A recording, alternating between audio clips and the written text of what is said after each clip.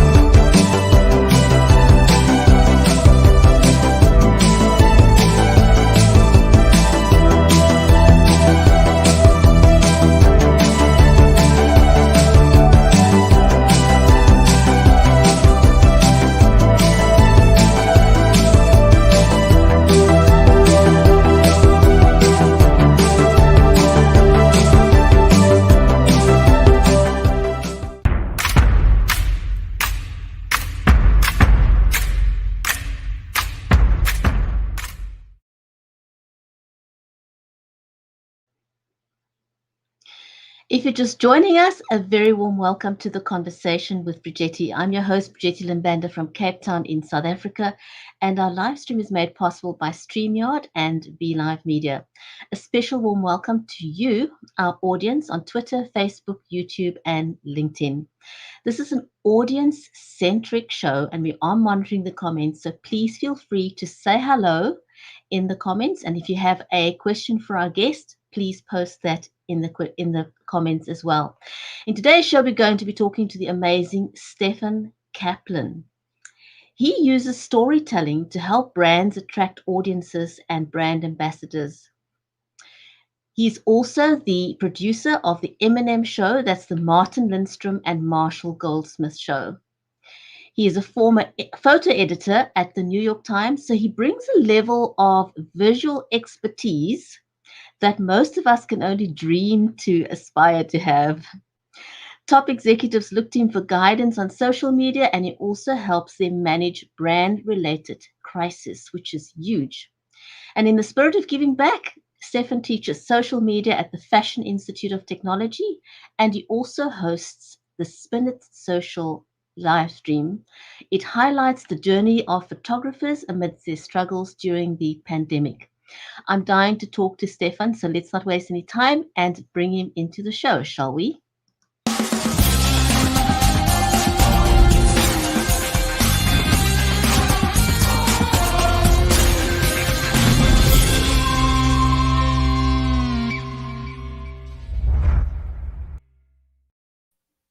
Hello, Brigetti. How are you? I'm very well, and yourself. Thank you so much for joining me today. Oh, what a pleasure. I feel like I'm taking a trip around the world right now. Indeed, it's one of the things I've grown to love about live streaming. You know, I'm in my 7th year of streaming, and I have met so many amazing people from around the world that I may otherwise not have met, and we've become real life friends. You know, when you talk to people like this, you know, to me, this is as good as it gets to having a face-to-face conversation, because you can make eye contact with someone. It gives you an opportunity that you really wouldn't otherwise have had. And I feel that, you know, we're blessed being in the space as live streamers, because when the pandemic hit, we kind of had an unfair advantage, I would say, over most people, because we were already comfortable in front of the camera. Absolutely. Absolutely. I mean, the amount of people, the quality and the great people that I've met in the 15 months since the pandemic hit, doing the live streaming thing now has been phenomenal. And, you know, from all corners of the world, and including yourself now, you know. So it's absolutely a pleasure to be here. Steffen, so for those who don't know you, let's start from when you were at the New York Times and how that evolved into you now being a live stream producer? What Sure. happened? Well, I was just telling somebody earlier today, who I was talking to about a possible business relationship with, that, it's been a long journey. So I asked them if they had a good cup of coffee, and they said yes. And I said, okay, good, here it comes. So, it's been quite the journey. It's riding the waves of life, but I started at the New York Times way back when as a graphic and photo assistant, actually. And then I made my way up to being a photo editor. And I had a love for photography. So I ended up being trained as a photo editor. And then I became a full-fledged photo editor. And then about 5 years later, I became a supervising photo editor, 3 to 5 years later. And that was really a role that I took very seriously, and I thoroughly enjoyed, because I love photography. I've always had a passion for photography since I'm a teenager. And I was able to go into work every day and look at this library of photos from around the world every day, So it was really amazing. I got to meet some of the most incredible photojournalists and other media people from around the world over the years. And, I was there for a good 20 years almost. And then unfortunately in 2009, after that came to an end, because in 2009, there was a massive downsizing in journalism, as many of us know. The journalism industry and the media industry took a severe hit in 2009. And I was downsized. So I had to reinvent myself. And I had to do that quickly because I had a house, I had a kid. You had bills to pay, right? I had bills to pay, and I needed to do all this. So I was already involved in social media. And I had an entrepreneur friend of mine that approached me, and he said to me, I think you'd be really good in this space. Have you thought about it before? And I said, not really. I'm still trying to stay in the photo editing world. And that really didn't work out because the roles were being shuttered. I mean, they were closed up everywhere. The industry was shriveling up. So, I had to make my way into social media. And I'm glad I did, because my entrepreneur friend, who was in the hotel business, had a good vision about this. And he said, you have what it takes. You have the journalism background, you have the visual skills, and you also have the communication skills, because as you know, and many people who know me, I have the gift of gab and I love to talk. So I love to have great conversations with people. And so I made my way into social media, and I was working in the hotel business for a while, which was fantastic. I loved working in the hotel business. You get to meet people from everywhere. And then I decided to take a leap. It was a leap of faith in a way, and it was also a leap that needed a lot of courage. And I decided to brand myself Spin It Social. Where did that come from? I mean, like, how did you decide on? I mean, it's a really, really, really catchy phrase. Yeah. How did you get to there? I was lucky. Every element, everything in life involves a certain amount of luck. But there was also some strategy there. And life playing its part. My wife used to watch Mad Men a lot, that show Mad Men. And the oldest term in the book is spinning things, spin it in marketing. Yeah. So that's an old marketing term. So I thought about it when I was walking my dog one day, that poor old dog. And I was walking him, and we were thinking, and I said, okay, I'm in social media. Spin it social. Wow, that sounds really good. So I ran home with the dog. The poor thing was probably panting behind me. I ran down into the basement where I had my computer in my office, and I started looking it up. Nobody had it. Somebody had the name Social Spin It, but that doesn't work. No. Social Spin It doesn't work. It's not the same. So I turned it around and I said, spin it social, like I said on my walk. And I said, that works. So I looked it up. Nobody had it. Twitter, I took it out. Facebook, I took it out. Instagram, I took it out. Wow. Actually, Instagram, I didn't take it out. Back then, I had a Instagram page that was called S. Kaplan Photos. Boring. So I had to, years later, I switched it around and nobody still had it. So I took Spin It Social and I disbanded S. Kaplan Photos. But I also took it out online. I own spinitsocial.com. I even own Spin It Social on Clubhouse now. Congratulations. Even though Wow. I haven't used Clubhouse yet, but I own it. And this is the one piece of But that's advice. a good lesson. That's a good lesson. Right. Very good lesson. So I know what you're going to say, but I wanted to just point out to people, this is a very, very good lesson. Pay attention. No. So this is the big thing. And I teach my students this all the time. One of the main things I teach them and people I work with, if you have a brand name and you like it and you know you're going to keep it and go far with it, hopefully, then you need to take it out everywhere. I mean, even my email is Spin It Social. Everything is Spin It Social. So YouTube, everything, because TikTok, I think I've done one TikTok, maybe. Snapchat. Whenever there's a new platform, I take it out because I don't know when I might need it on that platform. Even on Medium, the blogging platform, Spin It Social.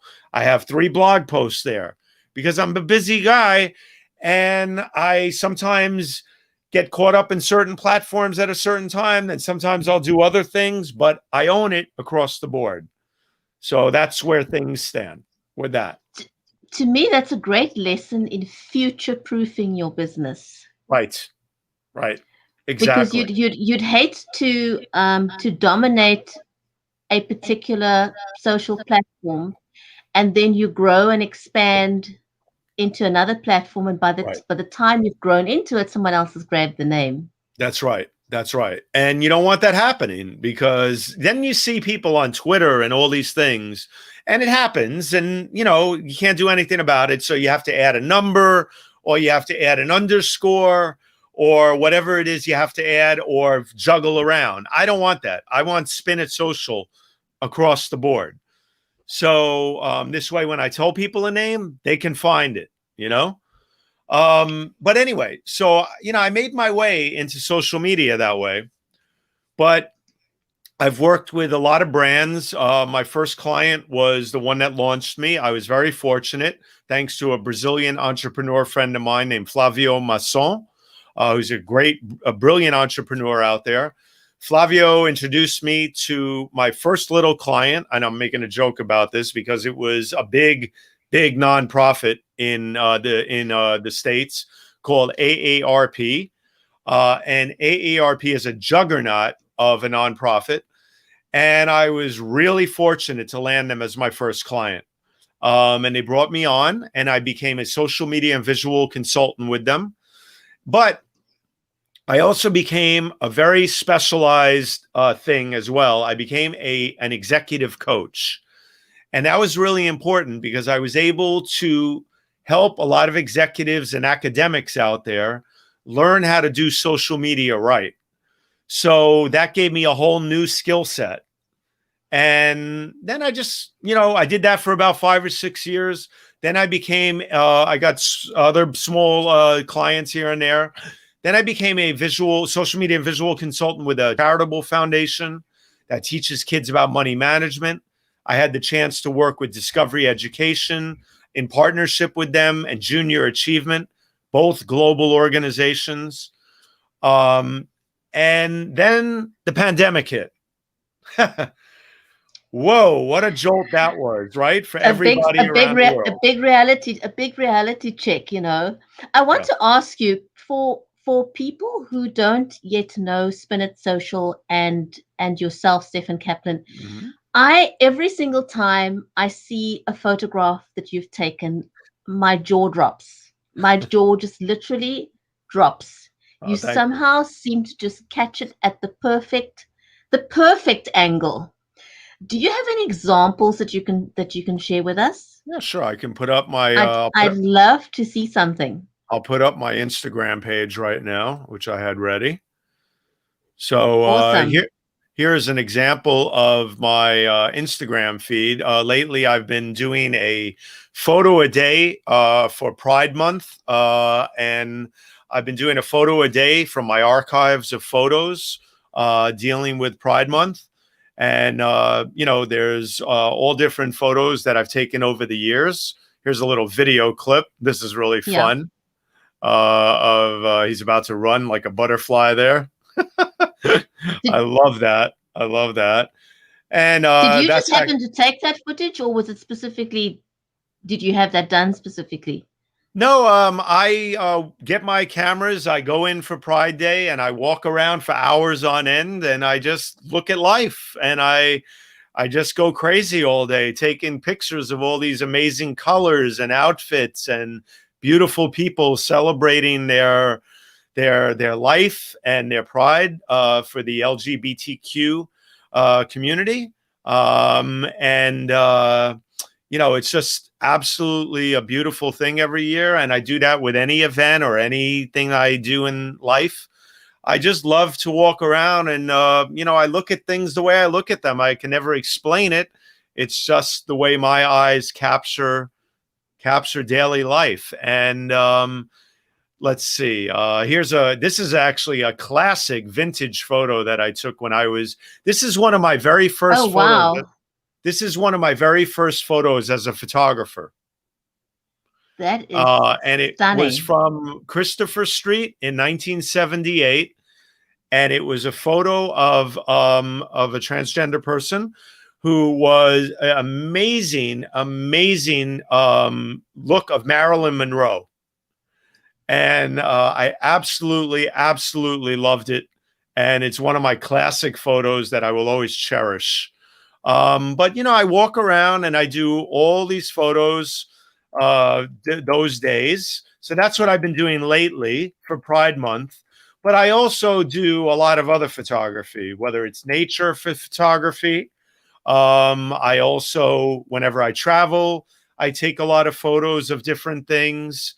I love nature. I walk around all the time in parks and other things. I also do a series of photos called Just Look Up, where I look up at these very unusual angles, and I love to document things that way. Is that what you call it? I've been wondering because I mean I love the angle that you take it at that specific angle, and of course Right. I love the pictures of the swans that you take. Every time you show those swans, I'm like, wow. Yeah, I love animals. I have a very big passion for animals, horses, cats, dogs, you name it. I'm trying. Here's one of your swans that you were talking about. Gorgeous. I love There's these. these two swans that live by me in a nature preserve area, and they just had little ducklings or whatever, and little babies, and they're just gorgeous, and I just love them. So I've been capturing them. But like I said, I capture many things. I love to create videos. This is a video of a photo I took with some special effects. This is one of the big things Wow. I tell everybody all the time, to make magic every day. So one of the things that I love to do, besides all that, is I love to teach people to just create things. Because I was at an exhibition years ago, a Lego exhibition called Art of the Brick. Yeah. And this ex-lawyer named Nathan Sawaya, who wasn't satisfied with being a lawyer, decided to become a master Lego builder because he just had this passion for Legos. So he left the field of being a lawyer, of being in the field of law, and he decided to become a master Lego builder. So he did this, creating the Eiffel Tower and all these magnificent creations. Well, What a pivot. Yeah. I went to go see this exhibition in Times Square in New York with our son and my wife one day. And there was this sign, a big thing he created that was on the wall. And it said, what did it say? It said, God, I'm trying to think now. Create what you see, create what you feel, create what you've never seen, just create.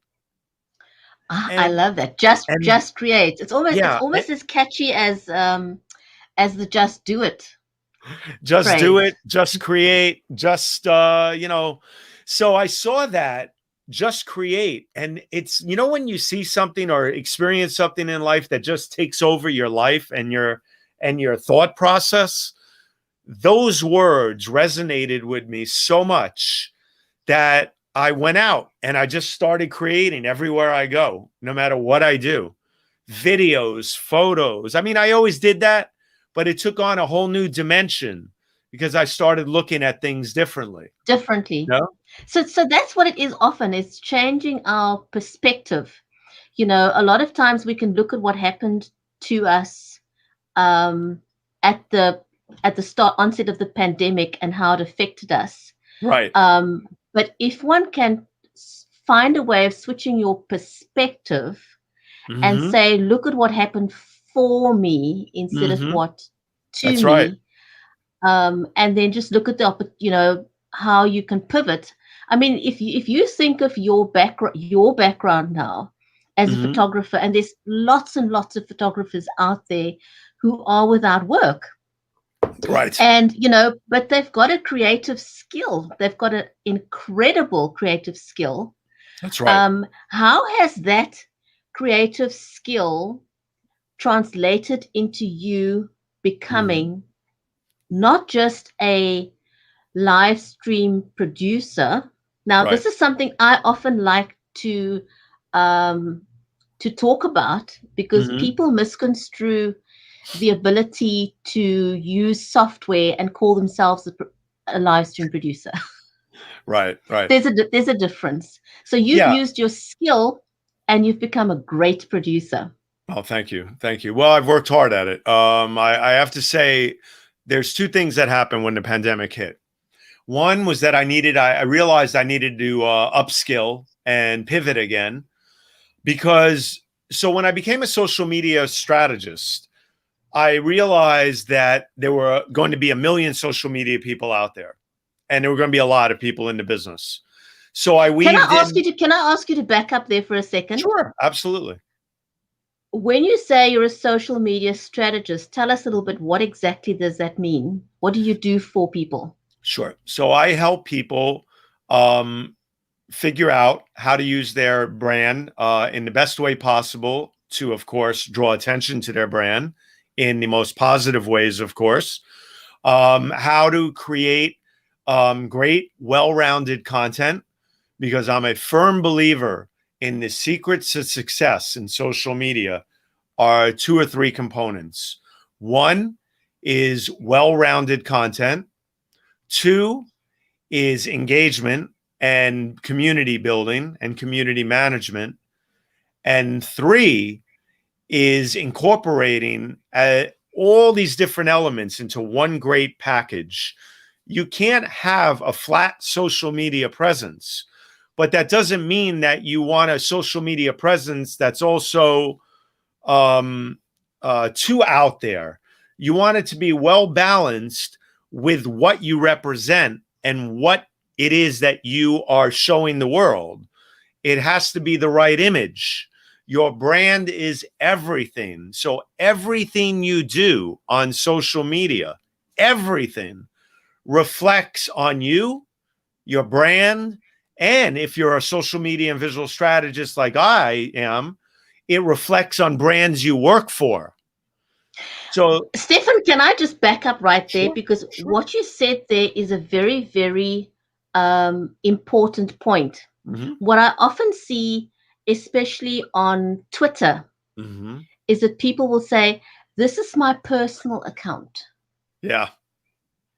As if that's the one me and that's the other me. No.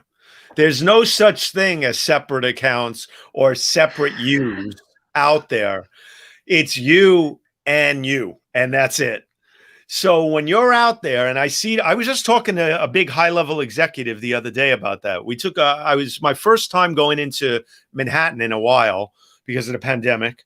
I took the train in and things are opening up. Thank God. So I've been double vaccinated. So is he and other people I've been together with. And we were taking a nice walk on a beautiful, beautiful place in New York that I love to walk on and have walking meetings now. That's the new thing, walking meetings outdoors, because you're outdoors and it's safer. So we're walking along the High Line in New York, which is in the West Village of New York City, where I used to live.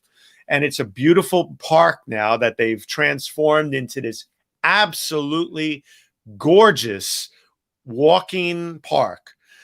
So we were there, and it was a beautiful day. And we were talking about that. Yes, sorry. We were talking about people putting disclaimers on their social media that these tweets are mine and do not represent anybody else, or disclaimer, retweets do not equal endorsements. That's an even better one. Okay? If you're retweeting something, you are acknowledging that there's something there that you're either, it's none of this jives with me. There is nothing out there. If you recirculate it, if you retweet it, or you tweet it, you've put your stamp on it, put right? your stamp on it. Okay. So stay away from anything that you don't want associated with you or other brands that you work with, because it will catch up with you. You know, it's, to me, that's almost the same, going down the road where people play copyrighted music and they say, I don't own the rights to this music, blah, blah, blah. It's like, a public declaration that you're illegally playing music you don't own without permission of the copyright owner. Right. So, so that's all relevant to being a social media strategist. Now, as I said, when I became a social media strategist, I realized soon after that I had to adapt, and I needed to bring more of my background into this to separate myself from the crowd. So I had launched my brand, and I realized that for me, it was becoming apparent that I needed to weave in my visual background. And it just dawned upon me one day that I needed to separate myself by calling myself a social media and visual strategist and consultant. So I did that, and it worked perfectly. It was the secret sauce, as I would say, for quite a while for me. But then when the pandemic hit, because I look at things differently visually, so people were really excited by always working with me on both ends. And I had the journalism background, of course. As I always say, I don't have a master's degree in journalism, but I do have a master's degree in journalism via the New York Times, because you spend 20 years at an institution like the New York Times, and you learn something, And I worked with some of the greatest editors and writers and photographers around the world, and I'm blessed for it. But when the pandemic hit, I had to do all that once again and blend more into my scope of work, as they would say. And I was fortunate to be working with a bunch of colleagues who were in the live streaming game. And I realized that they're on to something. And I realized that I need to focus on this just the way I was with them. I was working on projects with a great social media and digital strategist out there, a very dear friend of mine, Srinivasan. I was working with Sri on many, many projects. And I'll always be very grateful for always working with Sri. We love to create things together. And now I consult with his group. And it's wonderful. So I said to myself, okay, I need to zero in on this, and I need to bring it into my brand and my strategy. So the best thing I could say is that once I got started is I had to create my own show, just the way you have, because there is nothing like doing it for yourself. Nothing. Because you start to look at all the little things that matter, that should matter to clients. So you need to hone your skills before you throw yourself into a client's work all the time. And I did that rapidly with my Spin It Social Hour. Well, you've done an absolutely amazing job. How did you then? I mean, I'm blown away that you produced the M&M Show, the Martin Lindstrom and Marshall Goldsmith show. I mean, that is just a show on a completely different level. Well, that's the thing, Brigetti. That's the thing. You know, as you've tell me a little bit learned- about that journey. Yeah. Yeah. So it started with the Spin It Social Hour, like I said. When the Spin It Social Hour, when the pandemic hit, I decided that I was thinking of what could I do to create a live stream show that means something to me and means something to other people. I didn't want to just do anything. So I took some time and I reflected on it. And it dawned upon me that I needed to help the photo community because it was drying up job-wise for them. And I had a huge network of photographers from having worked in the business all these years. So I wanted to create a show where I was going to invite and interview photographers from around the world, from one level to the highest level, dealing with their journeys and their work. So I decided to do that. And I started out right out of the gate by interviewing some great photographers and showing their work and learning how to produce a show. Soon after, I started getting really interested in it as not just as somebody who was just doing it as a hobby and a passion, but as a business. So I realized I had to up my game really fast. By the way, cheers to StreamYard with our cups. And StreamYard has a lot to do with all of this, because without StreamYard, I would not be in this game as quickly as I am, because StreamYard is a wonderful platform that everybody should check out. And I'll always say this about them, because it was the most user-friendly platform that I could latch onto that helped me add a whole new dimension to my digital portfolio, as I would say. So let me quickly show an example of my show, the intro at least, and then people can have an idea of what I'm talking about. So let me pull up my share screen here, and let me go here and let me do share audio, and let me go to this one, which is the latest one. And this is just the intro we'll do. Awesome. So glad you can share it. Sure. So here we go.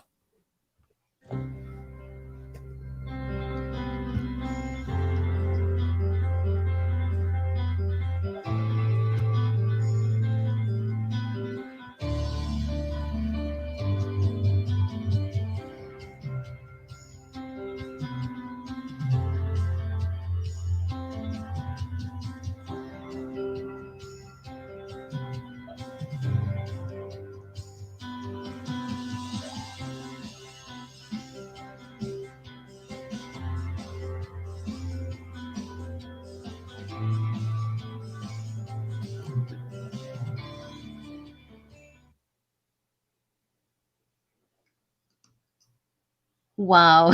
Good evening, everyone, and welcome to the Spin It Social Hour. Wow. Well, I'm back. We're back. It's been about, let's see, a month and a half. We took a little break, reorganized a few things, and it is an absolute pleasure to be here with everyone. My name is Steffen Kaplan. So then I also we move on from that, and basically I create an opening for the show. Tonight, we are here to talk about two wonderful human beings and two great photographers. It was a pleasure meeting them. It's been a pleasure working with them over the past week or two, getting this together to show their work. So let's not wait any longer, and let's give them their just due with this opening that I curate every time we do a show. Here we go. Enjoy. In May, Brooklyn was treated to a photography exhibition of 11 digital images displayed on more than 500 Link NYC kiosks through the through the borough for a 2-week campaign called South Brooklyn Heroes. The project captures the faces, voices, and motivations of people. So then we show the photos, and then of course we get into an interview with the photographers and think about what really mattered. Right. Right. Yeah. Well, you know, I mean, I have several friends who are battling very severe forms of cancer, and it really it touches. So that's basically a glimpse at the show. There's the opening with the photos that I curate from the photographer's work. I do about a 1.5-minute introduction, which I narrate. And I have a wonderful co-producer named Jonathan Borstein who helps me put the narrative together. And then we do that. And then I bring them on. And then we have a great interview. And then I show a slideshow as we're talking. And we talk about the photos. We talk about their journey and their work.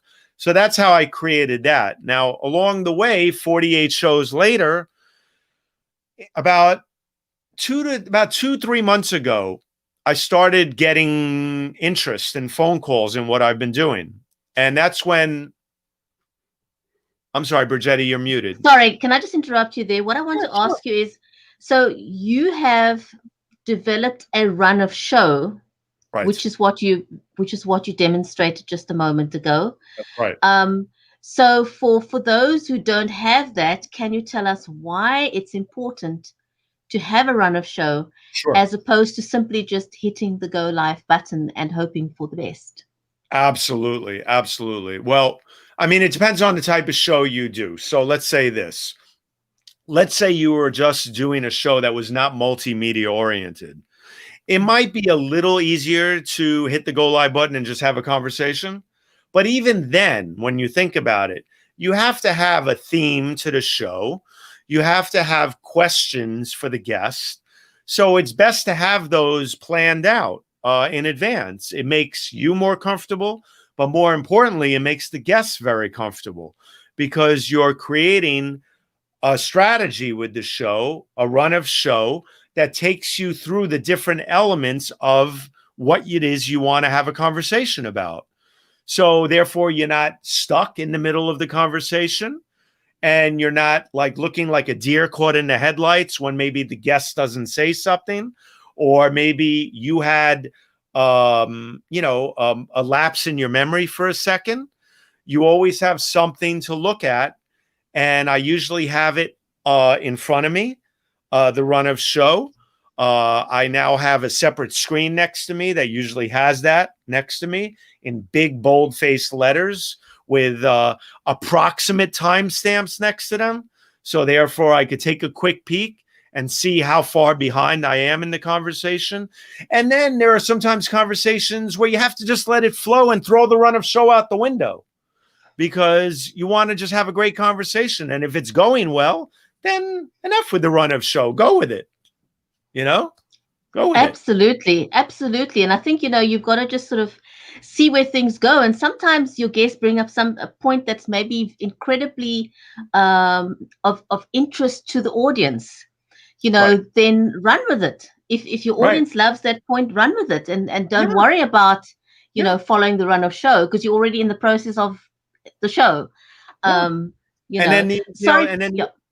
then the other thing is that I was just talking to Ross Brand, a friend of ours, who's a great live stream producer and a great live streamer because he's got many years of broadcasting experience. And I'm always talking with Ross about different things. Ross Brand is a gem of a human being and an incredible professional.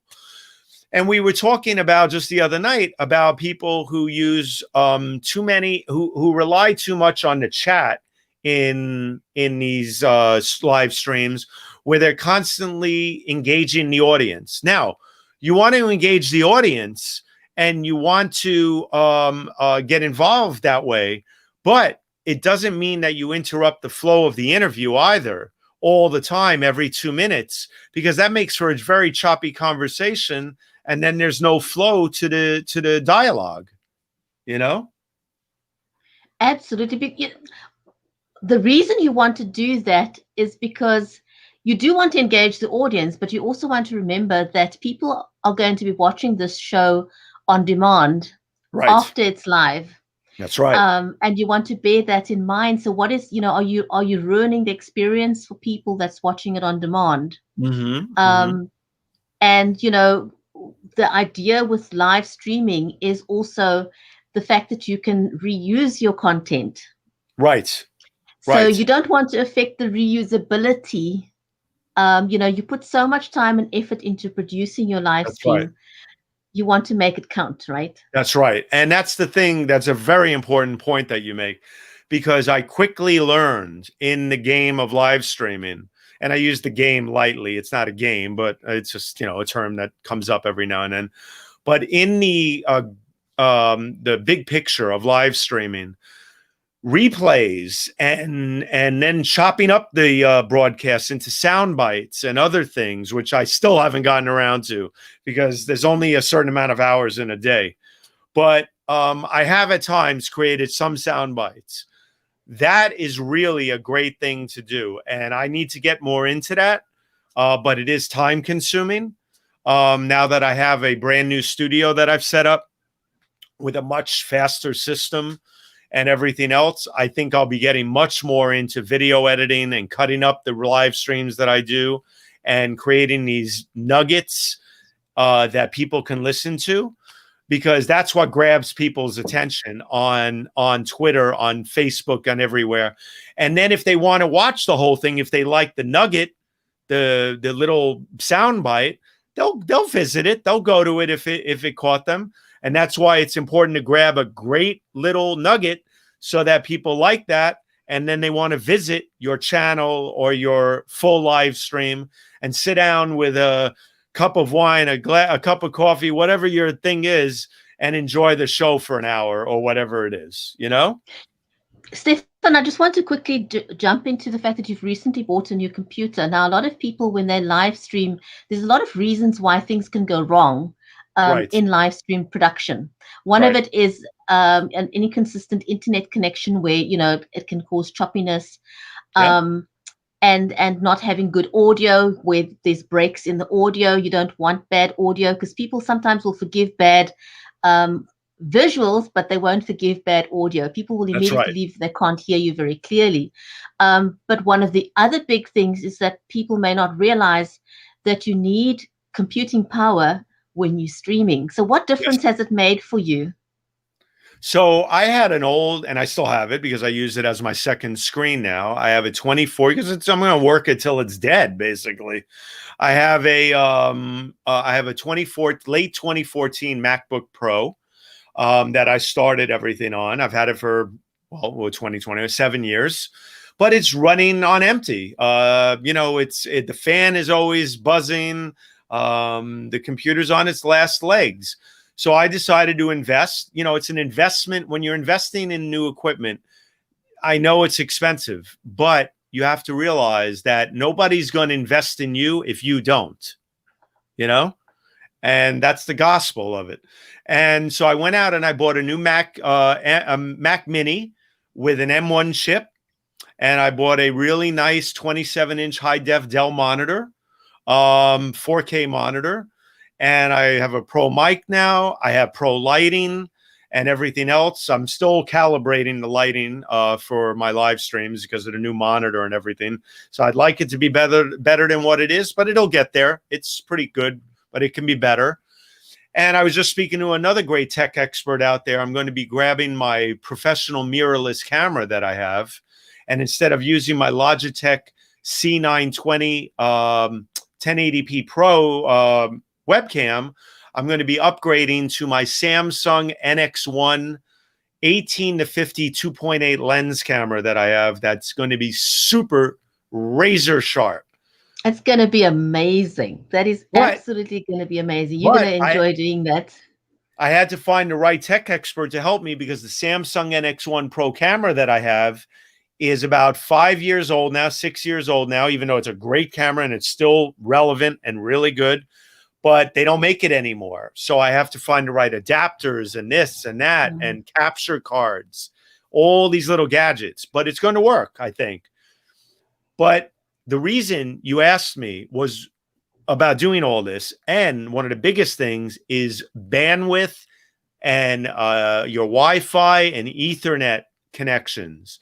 That is the biggest thing that you can do as a live stream producer, is make sure that you have a great Wi-Fi or Ethernet connection.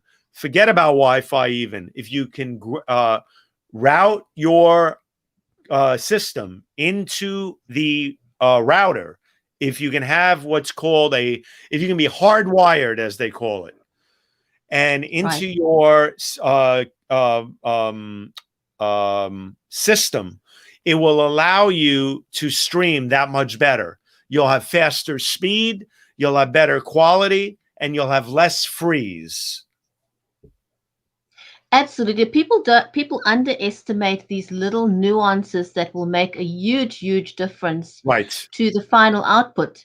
I always aim to be able to produce a video that somebody would be willing to put onto their website. That's right. And the one thing that made me, and you got to this point, and I'll bring this up now because I didn't want to jump into it without explaining everything in a very systematic way to understand the journey and the tech stuff that I've been through. But you asked me about Martin Lindstrom and Marshall Goldsmith. So this is where it all comes to being at another level now. So I was approached by Martin Lindstrom because I was doing a show for another person, Lisa Norell, who's a wonderful entrepreneur and has a show called the Mindful Marketer Livestream. And I help produce her show. I don't help, I do produce her show. But Martin approached me after being a guest on her show. And he said to me, I really like your whole background. In fact, you have it all. I'd like you to be my producer for the show with Marshall Goldsmith. I was like, great, let's do this. So he said, I'm going to call it the M&M Show. I want you to produce it. Let's start working on it. So we started working on it. And I'll show you quickly an intro to that and see the difference between when I first started as a live stream producer, doing a regular live stream, and now doing a full-fledged production with an opening, with a countdown clock and videos and everything. And I'll give you a quick taste of that right now. So you'll see what I produced. I like that. But, that's a nice thing that you can actually, after a while, have this repository that you can look back on and show, see for yourself how you've grown, and show your clients what your journey has been. Exactly. And I mean, you also teach at the Institute of Technology. Yes. So that's valuable, being able to say to people, this is where I started and this is where I am now. Well, that's exactly it. And a lot of this also I incorporate into my class. I teach one class every other semester at FIT, the Fashion Institute of Technology, on the fundamentals of social media. And one of the things I did last spring, not just this past one, but the last spring, was when the pandemic hit, I had my first 6 weeks in class. Then the pandemic hit and we all went virtual. But it dawned upon me as we started teaching virtually that I needed to quickly incorporate what I was learning and teach the students this. Right. So I started teaching my students how to live stream right away with StreamYard and other things. And I started teaching them the importance of what I'm grasping onto here.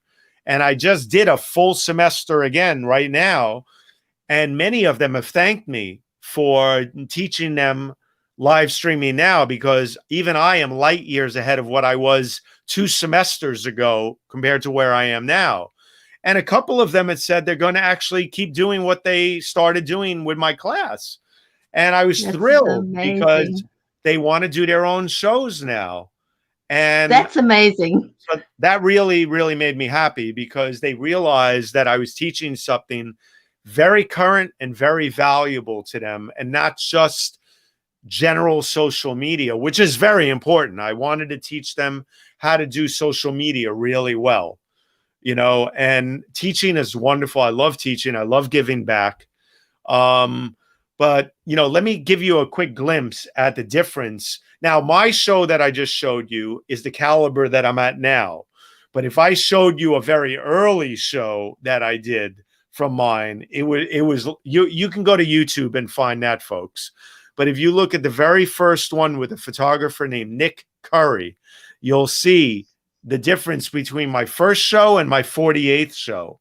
But now as a producer for Martin and Marshall, Lindstrom and Marshall Goldsmith, you'll see here the difference of taking it to a whole new level of being a full-time producer now in social media and live streaming. So here you go. I'll show you what it looks like there. And we'll give that a show right here. And I think it is right here. Yes.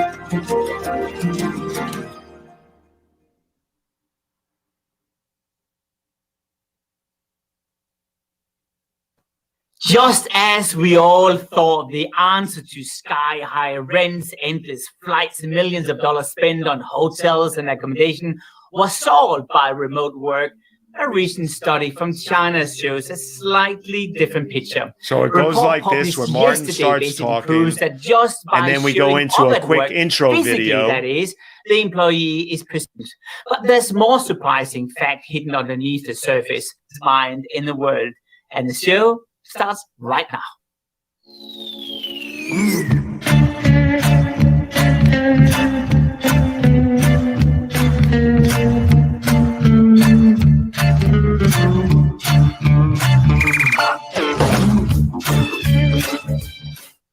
So then Martin hey everyone, comes welcome back to on, the M&M Show. And then we have a segment where then we bring B-roll in. We show B-roll of things, all kinds of where there's video, and then we have the guests on. He's trying to find his way. These are three of my favorite people. And then we have a discussion with the guests, of course. And I feel badly. I was in the green room there. And then, of course, there's a close to the show, which is equally important. That's M&M spelled out, M-A-N-D-M. And you'll see it right here. See our show list for the future. Thanks, everyone. Bye for now.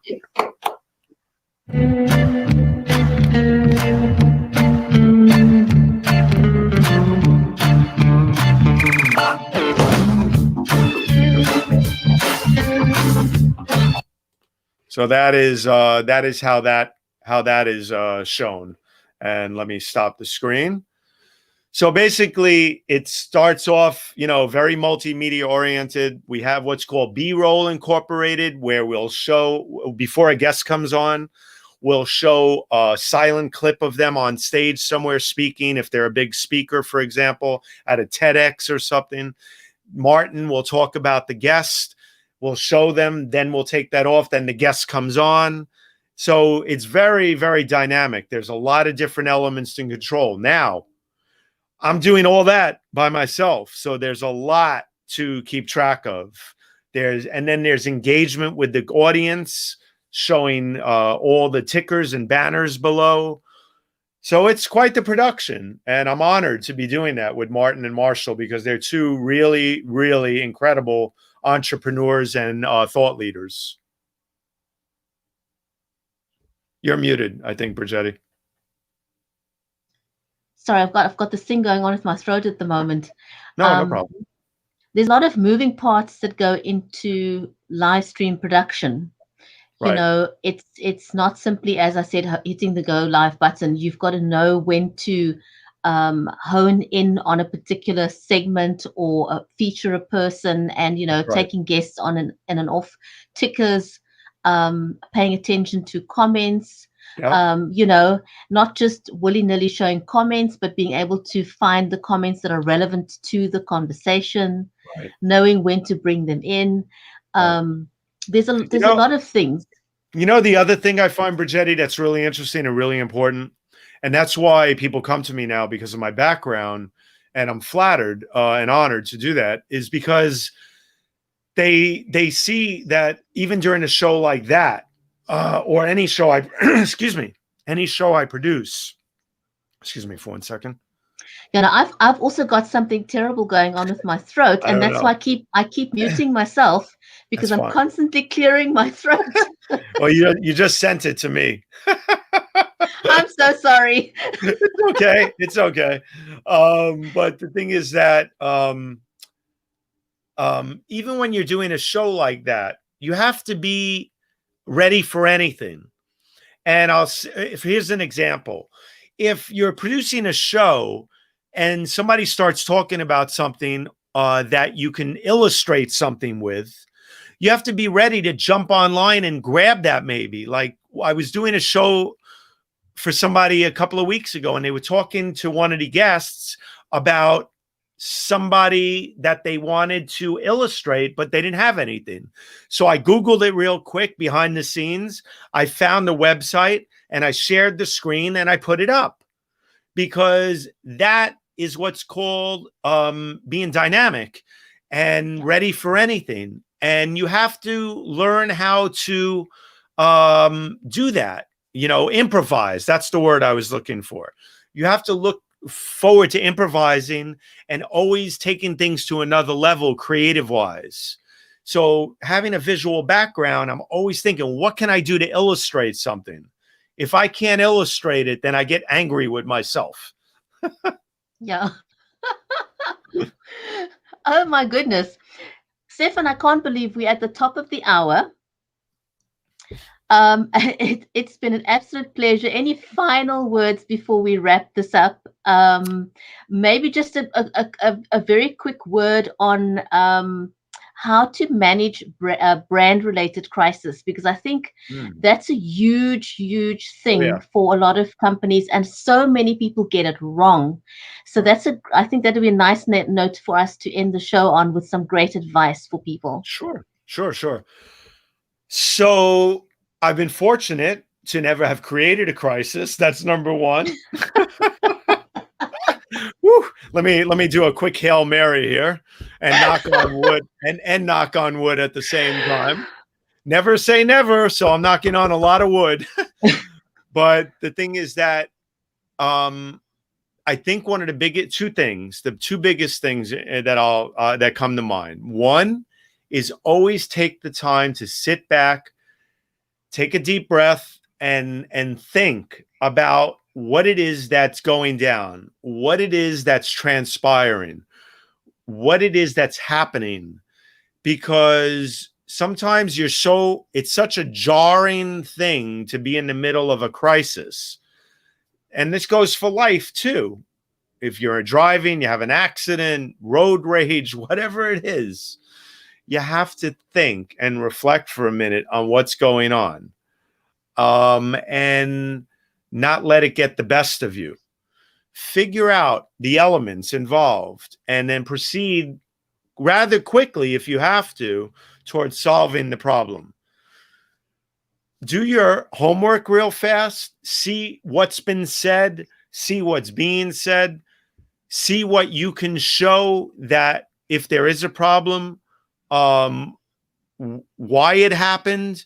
Did it happen? Is somebody just making a big deal out of something that doesn't need to be taken to another level? You know, we live in a very difficult time right now. I was just saying this to somebody earlier in a business meeting, that people can take anything, Brigetti, and they can turn it into something else. It may be something that they didn't even mean to turn into something else, but it could take on a whole nother dimension really quickly online. So take a moment, reflect, take a deep breath, think about it. The second thing is sometimes you don't even have to be the one to handle everything in terms of dealing with the crisis. Sometimes if you built up, and this is the importance of building up a great community. If you've built up a great community, many people will already have been, and many others will become a staunch advocate and brand ambassadors for you and your brand and other brands. and they will come to the rescue if they know you well or you've done well for them and in this world. So that's another important thing. Sometimes the crowd will interject and they will help out with matters. That doesn't mean it's going to happen all the time, but sometimes it will. And sometimes that will put out the fire, if there is a fire, or reduce the significance of the fire to little ambers even, that may be enough to help you figure it all out. But that's a big issue and a big topic. So that's something it's a topic on its own, actually. Yeah, it is a topic on its own. But those are two very important things that I would throw out there right away to be mindful of, you know? Absolutely. Stefan, thank you so much. It was Surely. awesome having you join us, and a huge big shout out and thank you to our audience, to our live audience, and also to our on-demand audience. So until next time, you've been watching The Conversation Live with Brigetti, and our amazing guest today was Steffen Kaplan. Stay safe, everyone. Until next time, it's going to be goodbye for now. Bye, everybody. Take care. Thank you. Thank you, Brigetti.